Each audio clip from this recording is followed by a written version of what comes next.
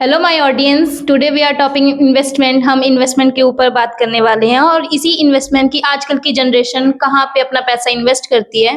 तो इसी टॉपिक पे बात करने के लिए हमारे साथ एक बिजनेस एक्सपर्ट हमारे साथ बैठे हैं एंड इनके कॉमर्स ट्रेडिंग और फील्ड में सर का एक्सपीरियंस है, 10 ईयर प्लस का एक्सपीरियंस है। तो धीरज सर के बारे में थोड़ा बहुत उनके बारे में जानते हैं। वैसे बता दूं तो मैंने इनके एक पोस्ट पे देखा था कि इन्होंने एक दिन में 20,000 का प्रॉफिट किया है। तो आज हम इसके बारे में जानेंगे सर से। Yes sir, introduction.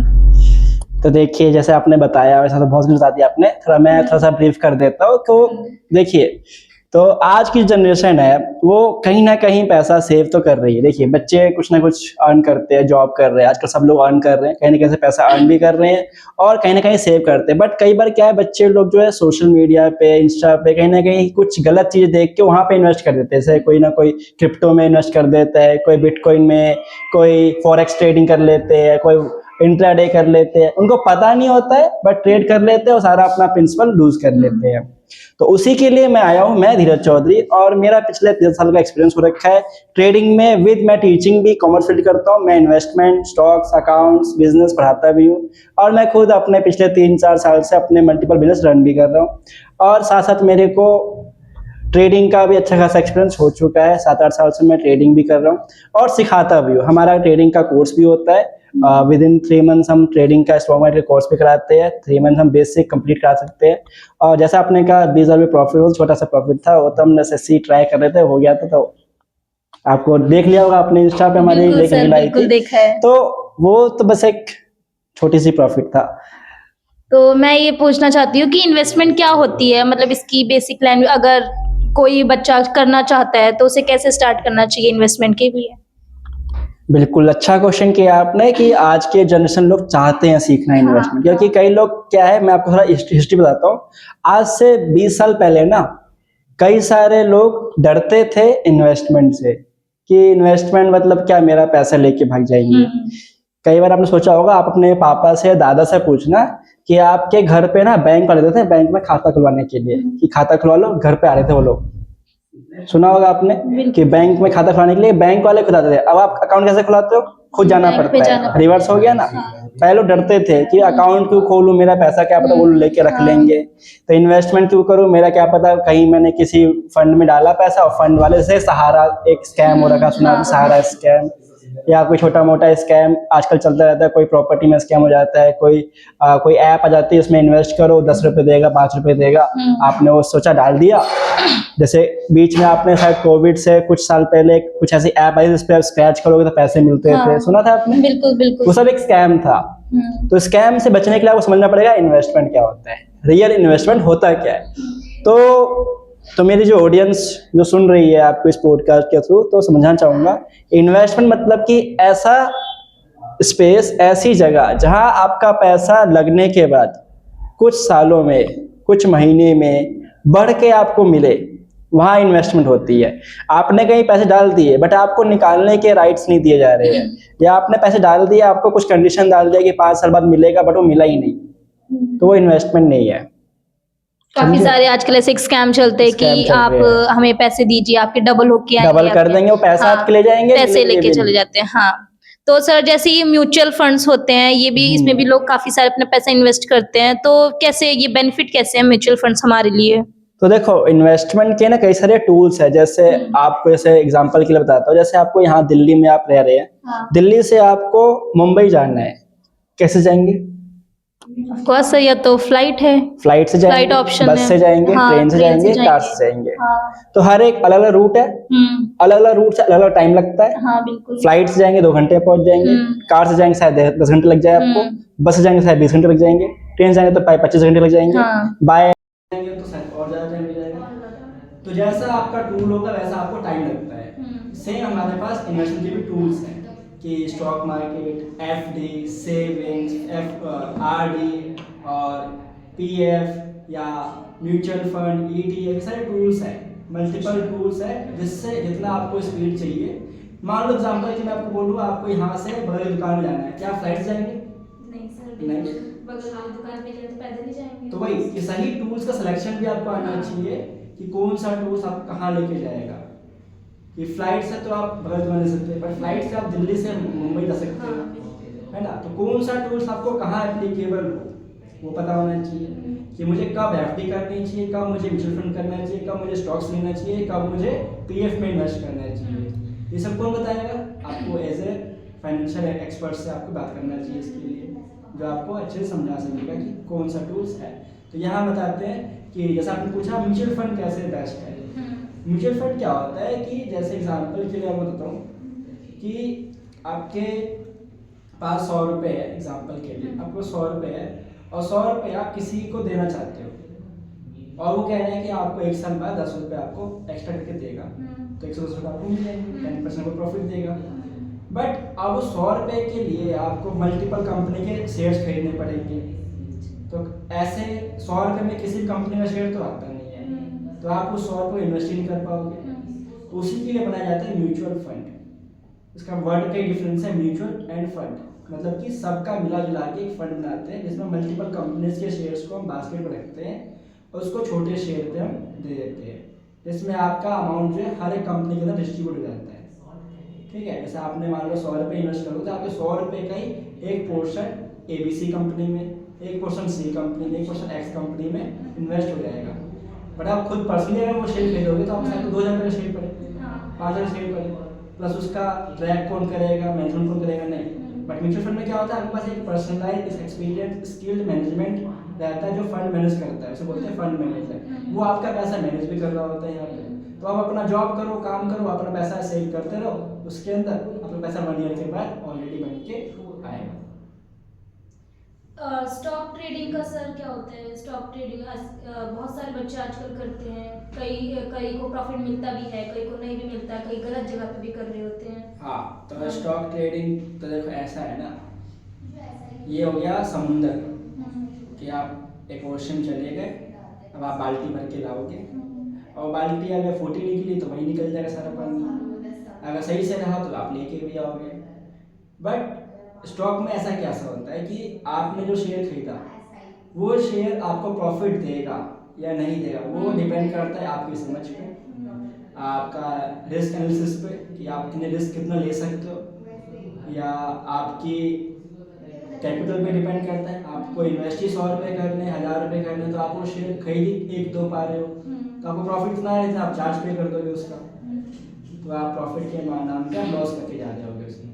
तो उसमें आपको सही टेक्निक सीखनी पड़ेगी, सही तरीके से समझना पड़ेगा कि कैसे करना है उसको, कैसे purchase. How to select a stock? हमें स्टॉक कैसे सिलेक्ट करना चाहिए?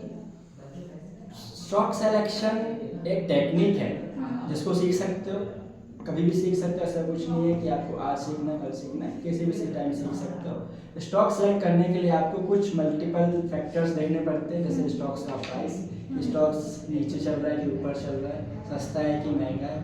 एक फेमस कोट एक दिया गया है, हमारे फेमस जो इन्वेस्टर्स है, आपने भी शायद सुना होगा, वॉरेन बफेट। सुना है वॉरेन बफेट के बारे में? वॉरेन बफेट सर ये कहते हैं कि don't be greedy when others are fearful. बिल्कुल सही बोले। ठीक है, मतलब अगर सब लोग डर रहे हैं तो आपको ग्रीडी करना चाहिए, अगर सब लोग ग्रीडी कर रहे हैं तो आपको डर लगना चाहिए। मतलब कि जब सब लोग खरीद रहे हैं ना तो आपको खरीदना नहीं चाहिए।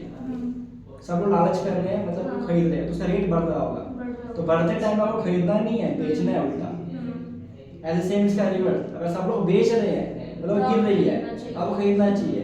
तो वही be greedy when others are fearful, be fearful when others are greedy, reverse में। तो इस प्रिंसिपल को मैं भी फॉलो करता हूँ। जब कोई चीज़ बहुत महंगी हो गई है ना, जैसे आप सुनोगे रिसेंट में न्यूज़ आ रहा है गोल्ड सस्ता हो गया, महंगा हो गया, बहुत चला गया ऊपर, सिल्वर बहुत महंगा हो गया, सब लोग क्या कह रहे हैं, महंगा हो गया। सब लोग क्या कह रहे हैं, डर गया, डर लग रहा है उनको, फियरफुल हो गया।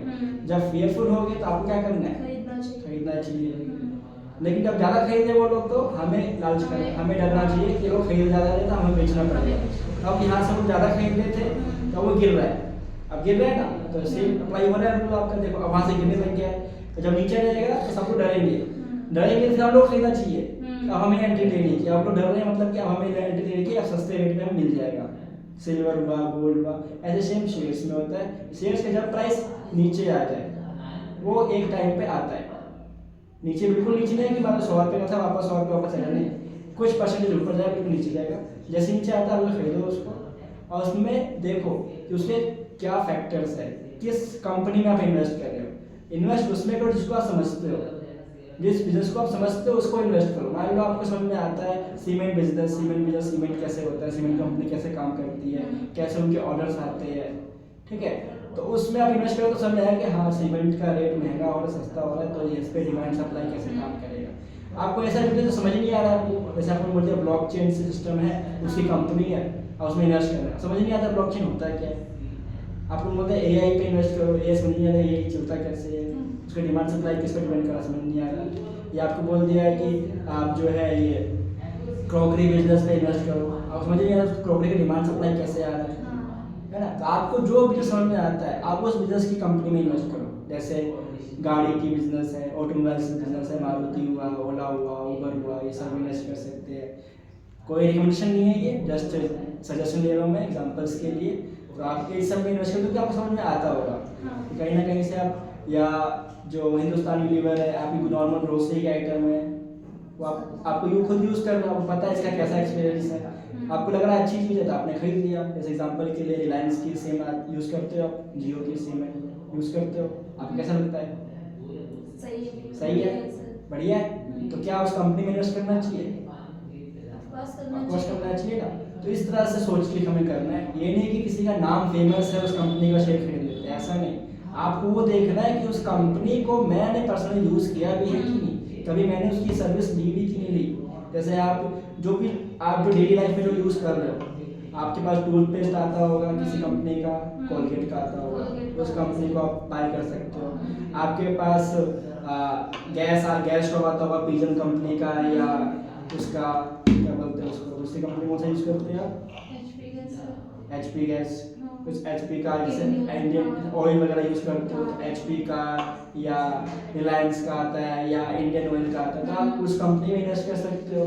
या आप जो घर में सोफ़ा यूज़ करते हो या मैट्रेस यूज़ करते हो, स्लीप वेल का मैट्रेस होता है या वेकफिट का होता है, आप खुद पर्सनली यूज़ कर रहे हो, आपको पता है एक्सपीरियंस कैसा है। सेम लोगों का भी एक्सपीरियंस ऐसा ही होगा, तो वो लोग भी खरीदते होंगे। तो उस कंपनी में इन्वेस्ट करें जिसका आप यूज़ कर रखे हो या जिसको आप पर्सनली जानते हो। जैसे पेंट आप कराते हो तो पेंट कौन सी कंपनी में पेंट करते हो आप? वही ओपस लेते हो, कई लोग एशियन पेंट लेते हैं, कई लोग बिरला लेते हैं, तो ये सब कंपनी के पेंट आते हैं। तो जिसको आप यूज़ कर रहे हो आपको पता है मेरे को क्वालिटी समझ में आता है, मेरे को लगता है कि अच्छा पेंट है, मैं उसमें इन्वेस्ट कर रहा हूँ, उस कंपनी की आप इन्वेस्ट करो। समझ में आ रहा है कि उस कंपनी से करना है जिस कंपनी को आपने खुद यूज़ किया है, आपका पर्सनल एक्सपीरियंस बताता है कि मेरे को अच्छी लगती है, ठीक है। आप मल्टीपल सिम्स आजकल चल रही है, एयरटेल है, वोडा है, जियो है, आपने जियो सेट कर रखा है तो जियो भी आप परचेज कर सकते हो। आपके पास शूज़ है, मल्टीपल कंपनी के शूज़ आते हैं, आपने बाटा का यूज़ करते हो, पहनते हो, बाटा चलता है तो बाटा कंपनी में यूज़ कर सकते हो। तो ना फैब्रिक है, कपड़े भी आजकल मतलब बहुत वैराइटीज हैं, वही सोच समझ के ही चलना पड़ता है। ठीक है, मैं जानना चाहती सर डाइवर्सिफिकेशंस कैसे करें? तो डाइवर्सिफिकेशन करने का तरीका यही है कि जो हमारा बास्केट है ना, तो उससे कुछ समझते हैं कि सेविंग्स, पहले आपकी सेविंग्स समझते हैं। सेविंग्स हम ऐसा समझते हैं कि आपके पास, आप जो जॉब करते हो तो आप कुछ ना कुछ पैसा सेव करते हो, तो अब सेव करके आप कहाँ पैसा रखते हो? ऑफ कोर्स बैंक में सर, बैंक में आजकल रखते हो। तो सब बैंक में ही है। तो मैं आपसे पूछता हूँ, क्या बैंक में पैसे रखना सही है? मेरे हिसाब से तो सही है। सही है। मैं अभी आपका वो पॉइंट क्लियर करता हूँ, आप खुद 2 मिनट बाद बोलोगे नहीं है। Okay sir. बताऊँ कैसे? हाँ। देखो, आपके बैंक में मान लो अभी 1 लाख रुपए रखे हुए हैं, हाँ। सपोज 1 लाख रुपए आपके बैंक में रखे हुए हैं, हाँ। और आज से 5 साल बाद आपके जो 1 लाख रुपए है वो 1 लाख रुपए कितना हो जाएगा? डबल हो जाएगा सर? नहीं, डबल नहीं होगा। क्योंकि क्या आपको पता है बैंक में सेविंग इंटरेस्ट रेट कितना आता है? नहीं पता नहीं पता, शायद। नहीं पता है आपको, बता देता हूँ। सेविंग इंटरेस्ट रहता है आपका 2.5% साल का। अच्छा। तो आपको 1 लाख पे 2500 रुपए का आपको इंटरेस्ट मिलेगा 1 साल में। तो 5 साल में ऑलमोस्ट 7,500, 10,000, 12,000 रुपए का आपको इंटरेस्ट मिलेगा। 1,12,000 रुपए आपके अकाउंट में वो आ जाएंगे 5 साल के बाद। क्या डबल हो गया? नहीं, बिल्कुल नहीं। क्या 10% बढ़ गया? बस। लेकिन अभी सोचो कि हमारे देश की जो महंगाई है वो कितने % से बढ़ रही है? वो बढ़ रही है 7% से। मतलब कि हर साल उस 1 लाख रुपए की कीमत जो है ना वो 7% कम हो रही है। रफली मैं राउंड फिगर टू 5%, तो हर साल उसकी कीमत 5% मतलब 5,000 रुपये कम हो रही है। अब ये समझो अगर आप मैथ थोड़ा बहुत पढ़ते होगे तो 2,500 रुपये प्लस हुए और 5,000 माइनस हुए तो क्या मिला आपको? नेगेटिव 2,000 रुपये चले गए, 2500 नेगेटिव हुआ। तो हर 5 साल, हर 1 साल नेगेटिव 2500, मतलब कि आपके 5 साल बाद जो अमाउंट 1 लाख था उसमें 12,500 माइनस कर लो, तो आपकी 1 लाख की वैल्यू क्या होगी? 92,000 हो गई। अब बताओ क्या बैंक में रखना चाहिए पैसे? नहीं सर, बिल्कुल नहीं। आपके बैंक के पैसे आपको ही खा रहा है। एग्जाम्पल देता हूँ कैसे समझ में आएगा आपको। आज से 5 साल पहले आपने कोई बिस्किट ब्रांड खाते थे? हाँ वही, पहले तो पार्ले जी। तो पार्ले जी जो ब्रांड पहले 5 साल पहले कितना आता था क्वांटिटी और वेट में? हाँ, पहले की क्वांटिटी ज्यादा होती थी, मतलब शायद से 100 ग्राम मान के चलो। हाँ। तो 100 ग्राम का 5 रुपये पैकेट आता था। हाँ, आज वही 5 रुपये में पैकेट कितना आपको मिल रहा है? Approximately 50 gram sir. 50 ग्राम, 36 ग्राम, 38 ग्राम, बिल्कुल बहुत कम हो तो गया। हाफ हो गया है। हाँ। तो आपके पैसे की वैल्यू भी हाफ हो गई है। आप ये समझो, कि आपको जो चीज आधी मिल रही है उसी पैसे में, मतलब कि आपको आगे भी चीजें आधी मिलेगी ना। हाँ बिल्कुल सर। आप चीज आज जो शॉर्ट में खरीद पा रहे हो क्या वो सेम चीज 5 साल बाद खरीद पाओगे? नहीं, बिल्कुल नहीं। इसका मतलब क्या हुआ? आपके पैसे की वैल्यू खत्म हो रही है। हाँ। तो आपको उस पैसे को वहां नहीं रखना चाहिए जहां रखने से आपके पैसे की वैल्यू गिर रही है। कहाँ रखना चाहिए? जहां उसकी वैल्यू बढ़ हाँ, रही जहाँ है। उसकी वैल्यू बढ़ रही है। तो सेविंग में तो कभी रखना ही नहीं चाहिए। समझ गए? बिल्कुल। सेविंग में रखने से क्या होगा? आपके ही पैसा आपके लिए काम का नहीं रहेगा, कि आपको फिर कुछ और पैसे लाने पड़े। जैसे एग्जांपल क्या, आपको कार परचेज करनी है, आज का कार की कीमत 10 लाख है, 5 साल बाद उसकी वैल्यू 12 लाख रुपए, तो आपके बैंक में रखा 10 लाख रुपए 12 लाख नहीं बन जाएगा, वो 8 लाख हो जाएगा। तो आपको और 4 लाख चाहिए होंगे, वो कौन ला के देगा? आपको फिर से एक्स्ट्रा अर्न करना पड़ेगा। मतलब आपके बैंक ने आपके लिए कुछ काम ही नहीं किया। उसके लिए सॉल्यूशन क्या है? आपको अगर शॉर्ट टर्म के लिए आपको कुछ काम करना है, शॉर्ट टर्म के लिए कुछ सेव करना है, तो उसके लिए आता है एफडी। एफडी मतलब कि फिक्स्ड डिपॉजिट। तो जो भी ऑडियंस सुन रहे हैं, एफडी मतलब कि मिनिमम 5 साल 3 साल के लिए आप अपने पैसे को लॉक कर सकते हो बैंक के अंदर एक हायर इंटरेस्ट रेट पे, जो 6 to 7% रहता है। सेविंग से अच्छा मिल रहा है, वहाँ 2 मिल रहे थे, यहाँ पे आपको 7 मिल रहा है, पर फिर भी ज़्यादा प्रॉफिट नहीं होगा कि 7 तो बड़ी महंगाई भी चल रही है। तो 7 + 7 माइनस तो 0 हो गया। तो यहाँ आपका मार्केट वैल्यू बस ये होगा कि 5 साल बाद वही वैल्यू का वही वैल्यू मिल जाएगा, मतलब कम नहीं होगी। कम नहीं होगा, बस 0 पे हाँ। बैलेंस कर दिया होगा। नंबर लाइन के आप 0 पे रह जाओगे, ना लेफ्ट ना राइट, सेंटर में रहोगे। कि जितना पैसा आपके पास है वो उतना ही रहेगा। एफडी आपका यही काम करके देगा। एफडी से नेक्स्ट लेवल पे आ जाता है आपके पास क्या कहते हैं, पीएफ कराते हैं कई लोग, पीएफ कटता है लोगों का एम्प्लॉय में, या कुछ लोग पर्सनल भी पीपीएफ भी कर सकते हैं, पब्लिक प्रोविडेंट फंड जो होता है, जहाँ पे लोगों को 8 से 8.5% प्रॉफिट इंटरेस्ट रेट मिलता है। तो एफडी थोड़ा सा बेटर हो जाता है, जहाँ पे आपका प्रिंसिपल थोड़ा सा बढ़ जाएगा, 1% से एक्स्ट्रा मिलेगा आपको, 1 से 1% एक्स्ट्रा। जहाँ मतलब कि 1 लाख पे 1,000 रुपये आपको एक्स्ट्रा मिल रहा होगा हर साल, तो मतलब 5,000 रुपये एक्स्ट्रा, वो भी नाम मात्र होगा, खास आपका बनेगा नहीं। ठीक, तो इससे बेटर ऑप्शन आ जाता है आपके पास म्यूचुअल फंड, जहाँ आपको साल के 15 से 20% आपको मिल सकता है। सर जैसे म्यूचुअल फंड्स आपने एग्जांपल दिया है, तो how to select a mutual fund? Mutual fund को कैसे सिलेक्ट करना चाहिए? बिल्कुल सही बात। तो म्यूचुअल फंड सेलेक्ट करने के लिए क्या करना चाहिए? आप जैसा मैंने बताया स्टॉक्स के लिए सेम प्रिंसिपल अप्लाई होता है म्यूचुअल फंड के लिए भी, बट एक ब्रॉड वे में। क्योंकि म्यूचुअल फंड में क्या होता है ना कि उसके अंदर मिनिमम 20, 30, 50 कंपनीज होती है बास्केट में। वहाँ पे एक कंपनी में इन्वेस्ट नहीं कर रहे होते, अब multiple company, group of companies, 50 company, जैसे निफ्टी का म्यूचुअल फंड होगा तो 50 कंपनी इन्वेस्ट करें निफ्टी 50 का, या आपने किसी लार्ज कैप लिया, लार्ज कैप में 50 से 30 कंपनियां इन्वेस्ट करेंगे। तो आपको कंप्लीट हर एक कंपनी को आप किसी भी ब्रोकर के थ्रू अपना अकाउंट खोल सकते हो, जैसे ग्रो है, अपस्टॉक है, सुना इसके बारे में, ग्रो, अपस्टॉक, ज़ीरोधा, है ना। तो इन सब कंपनी के थ्रू आप अपना अकाउंट खोल सकते हो। उसके अंदर म्यूचुअल फंड अकाउंट जो खुलता है उसमें आप जाकर के किसी भी म्यूचुअल फंड को सिलेक्ट करना, ठीक है, उसको स्टडी करना। स्टडी कैसे करते हो समझाता हूँ कि जैसे आप अकाउंट खोलोगे म्यूचुअल फंड का, उस पर आपको एक साइड दिखेगा NAV, क्या दिखेगा? NAV होता है नेट एसेट वैल्यू, वो एक प्राइस होता है जो आपको पे करना पड़ेगा अभी के अभी, अब उसे परचेज करना है तो। सपोज उसका प्राइस 100 रुपये है, मतलब आपको 100 रुपये में वो 30 कंपनी आपको मिल रही है, तो आपका 100 रुपये जो है पॉइंट जो है 3% हर एक कंपनी में इन्वेस्ट हो रहा होगा, समझे। फ्रैक्शनल आपका इन्वेस्ट करता है हर एक कंपनी में म्यूचुअल फंड, और प्लस इसका कुछ चार्ज भी होता होगा, तो 0.5-0.7% आपका महीने का वो चार्ज करते हैं, डेली बेसिस चार्ज करते हो आपके इन्वेस्टमेंट का, क्योंकि वो लोग आपका फंड मैनेज कर रहे हैं, एज ए मैनेजर फीस लेते हैं वो लोग, ठीक है। प्लस उसका कुछ टैक्स वगैरह भी कटता है, 0.005% कुछ टैक्स कटता है, मतलब ये सब। तो आपको पहले क्या देखना है सेलेक्ट करने के लिए, उसकी कंपनी चेक करो, उसकी होल्डिंग पे सेलेक्ट करना, नीचे स्क्रॉल करोगे तो आपको होल्डिंग देगी, होल्डिंग मतलब कि किस किस कंपनी में आपका म्यूचुअल फंड इन्वेस्ट कर रहा है। तो उसमें आप चेक करो कि कौन कौन सी कंपनी आपको समझ में आती है कि पहले नंबर पे कंपनी कौन सी रखी है इसमें, और वो कंपनी क्या आपने कभी सुनी है, कि आपने कभी जाना है, नहीं जाना तो देखो, उसकी वेबसाइट्स ढूंढो, उसके सेल्स परचेज देखो, कंपनी का प्रोग्रेस देखो, कंपनी सच में काम कर भी रही है, सेल्स कर पा रही है। जैसे मैंने कोई नाम दे दिया विल्सन, अब विल्सन नाम मैंने सुना ही नहीं आज तक, कर वो कंपनी में इन्वेस्ट हो रहा है। मैंने आपको बोल दिया अल्फाबेट, सुना आपने अल्फाबेट, गूगल का नाम सुना है, अल्फाबेट गूगल की कंपनी है, तो आपने अल्फाबेट नहीं सुना बट गूगल सुना है। तो ऐसे कुछ कंपनी नाम है आपने कभी सुना नहीं, बट वो कंपनी आप यूज कर रहे हो। Alphabet is equal to Google, Google का जो ब्रांड नेम है वो गूगल है, बट अल्फा की पेरेंट कंपनी वो अल्फाबेट है, गूगल की पेरेंट कंपनी अल्फाबेट, अल्फाबेट के अंदर गूगल का ब्रांड आता है। तो आप गूगल बोलो गूगल खरीद लो तो खरीद लोगे, अल्फाबेट खरीद लो तो नहीं खरीदो, तो जानता ही नहीं अल्फाबेट क्या होता है। एप्पल जानते हो, निवीडिया है ना, तो ये सब बड़ी बड़ी कंपनी है जो यूएस कंपनीज होती है, तो आपको ये नाम सुनते क्या अच्छा कंपनी लग रहा है तो खरीदना चाहिए। तो ऐसे ही आप उसमें ढूंढो अपनी लिस्ट में होल्डिंग्स में कि आप किस किस कंपनी में इन्वेस्ट करने वाले हो, और वो कंपनी क्या सच में मेरे लिए काम की है, समझे। उसको सेलेक्ट करने के बाद सोचना है कि मैं इस कंपनी को यूज कर रहा हूँ तो क्या ये मेरे लिए यूजफुल है, अगर सब सही लगता है तो इन्वेस्ट कर सकते हो।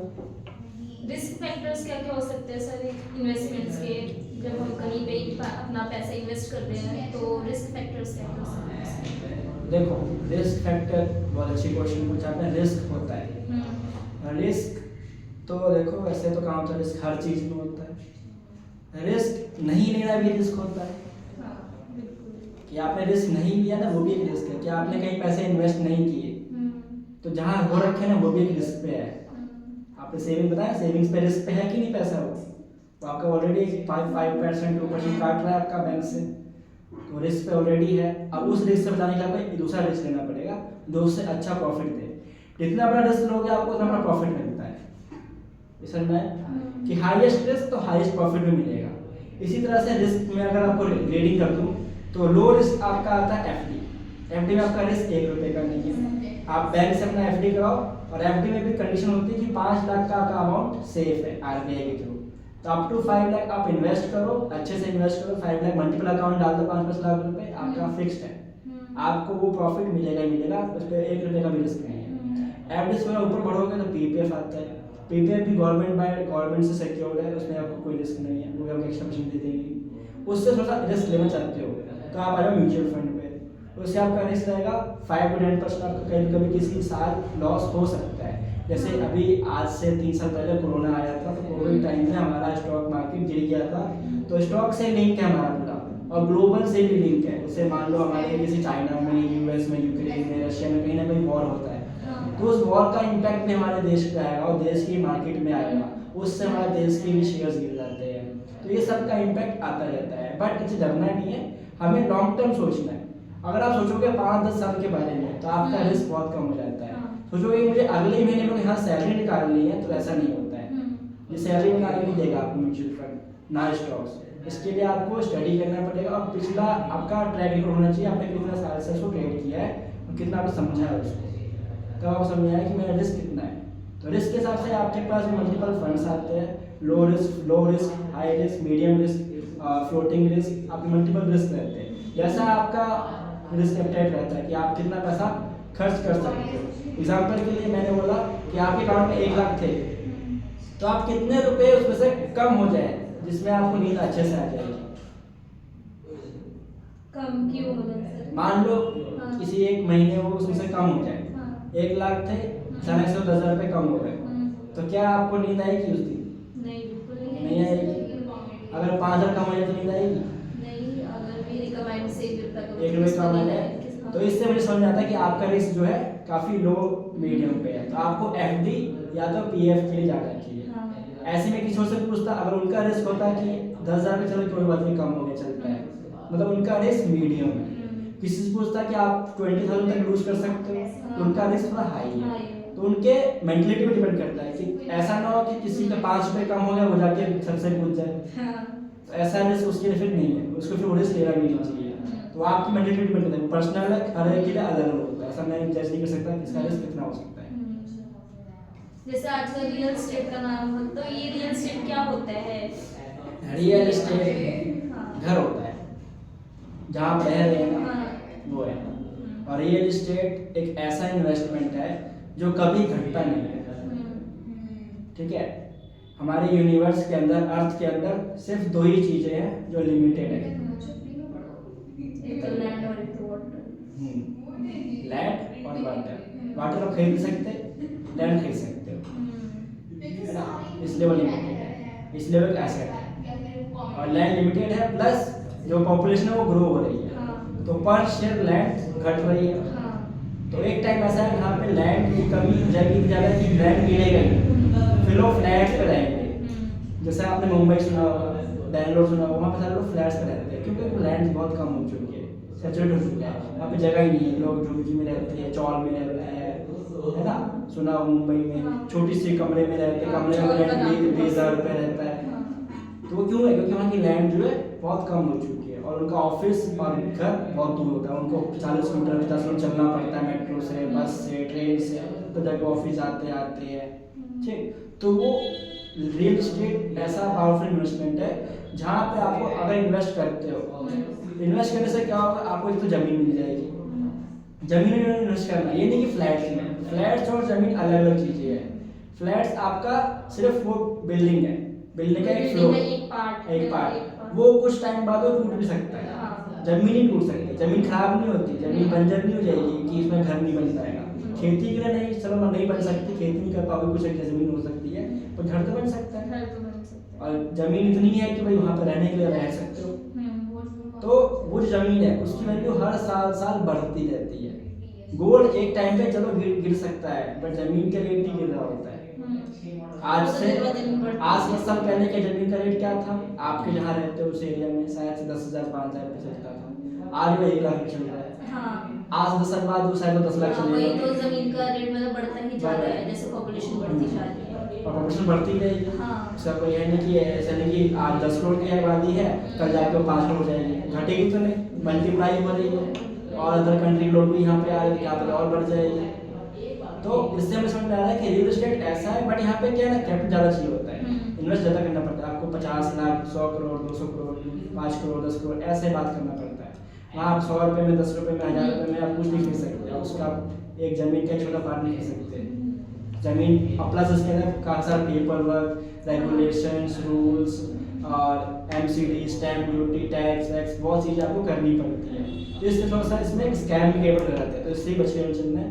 आपको एक अच्छे ऑथराइज पर्सन से डील करना चाहिए जमीन लेता हो तो, या आप किसी प्रॉपर्टी में इन्वेस्ट कर रहे हो तो किसी बिल्डर्स के थ्रू या किसी ऑथराइज पर्सन के थ्रू जो रेरा अप्रूव, रेरा मतलब क्या, आपको आगे चल के कोई परेशानी ना देखने। तो रेरा इसके लिए एक्ट है, रेरा मतलब कि रियल एस्टेट रेगुलेशन एक्ट, उसके अंतर्गत आपको रियल एस्टेट की प्रॉपर्टीज खरीदनी चाहिए। अगर वो प्रॉपर्टी अप्रूव्ड है उस एक्ट के अकॉर्डिंग तभी आप खरीदना चाहिए। जैसे हमारे स्टॉक्स मार्केट के लिए, म्यूचुअल फंड के लिए भी एक्ट है जो उसको ठीक करके रखता है, उसका नाम है सेबी। सेबी ठीक करती है, सेबी एक बॉडी, गवर्नमेंट बॉडी, वो उसको चेक करते रहते हैं कोई फ्रॉड ना करे उसके अंदर। अगर मान लो पैसा आपने किसी फंड में इन्वेस्ट किया और फंड बंद हो गया कल को, पैसा कहाँ से लाओगे? तो सेबी आपका पैसा दिलाएगी आपको। जैसे बैंक्स में RBI होता है, ऐसे स्टॉक मार्केट में सेबी होता है, रियल एस्टेट में रेरा होता है। हर एक एरिया की अथॉरिटी बनाएगी जो उस चीज़ों को हमारे लिए, हमारा पार्ट सेफ करके रखेगी, हमारा इन्वेस्टमेंट सिक्योर करके रखेगी। और सर वो पोस्ट के बारे में आपने 20,000 कैसे एक दिन में करा था? तो 20,000 रुपये क्या कहते हैं, वो हमारा एक ट्रेडिंग था। हमने एक इंट्राडे ट्रेड लिया था। तो इंट्राडे हमारा एक कंपनी था, एक IT कंपनी था, शायद से इन्फोसिस था। इन्फोसिस में हमने ट्रेड लिया था। इन्फोसिस के अंदर हमने कुछ शेयर्स खरीदे थे और उस शेयर्स को हमने ट्रेड किया, और ट्रेड करने के विदिन 1 आवर उसका जो है 10% का प्रॉफिट उसमें आ गया था, तो 10% वो 20,000 के आसपास में आ गया था।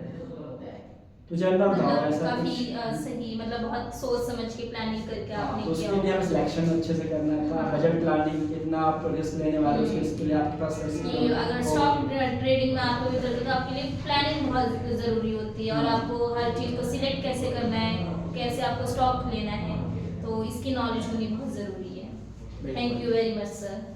Thank you. बंद कर दिया।